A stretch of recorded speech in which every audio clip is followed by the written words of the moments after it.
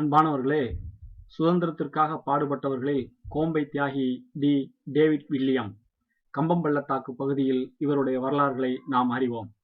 தேனி மாவட்டம் உத்தமபாளையம் வட்டம் கோம்பை கிராமத்தில் திருமலைராயன் சேர்வைக்கும் காமாட்சி அம்மாளுக்கும் மகனாய் 1904ஆம் ஆண்டு பிறந்தார்.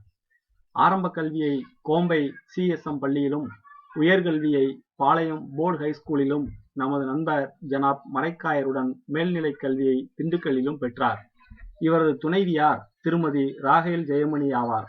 தனது சாதி சான்றிதழில் இந்தியன் என்று எழுதச் சொன்னவர் இவர்.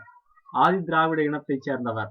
நாம் சுதந்திரம் வாங்கிய 1947ஆம் ஆண்டுகளுக்கு முன்னரே 1942 ஆகஸ்ட் போராட்டத்திற்கு முன் தன் குழந்தைகளுக்கு தியாக சுதந்திரம், தியாக சுந்தரி என்று பெயர் சூட்டி மகிழ்ந்துள்ளார்.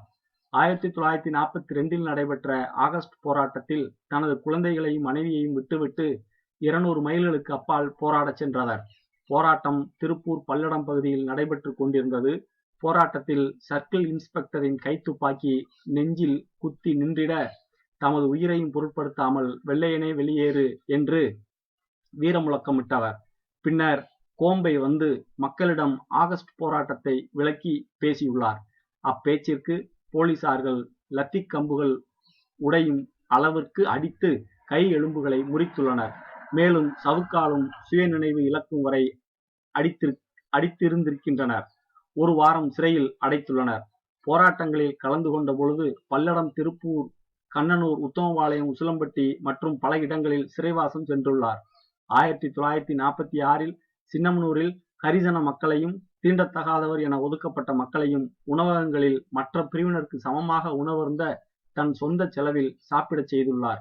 சின்னமனூர் சைவ பிள்ளைமார் தெருவில் பிற்படுத்தப்பட்ட மக்கள் நடவாத வண்ணம் தெருவை மறித்து 10 அடி உயர கல் கட்டிட சுவர் வைத்தனர். இதை எதிர்த்த போது பல இன்னல்கள் வந்தாலும் அவற்றையெல்லாம் முறியடித்து அச்சுவற்றை இடித்துள்ளார். இன்றைய அறிவொளி இயக்கம் தோன்றுவதற்கு முன்னரே 1933ஆம் ஆண்டு தனது சொந்த செலவில் நடத்தியுள்ளார்.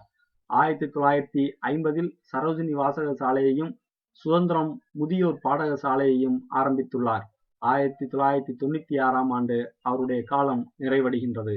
மீண்டும் அறிவோம் நம் பகுதி சார்ந்த சுதந்திர போராட்ட வீரர்களை பற்றி. நன்றி, வணக்கம்.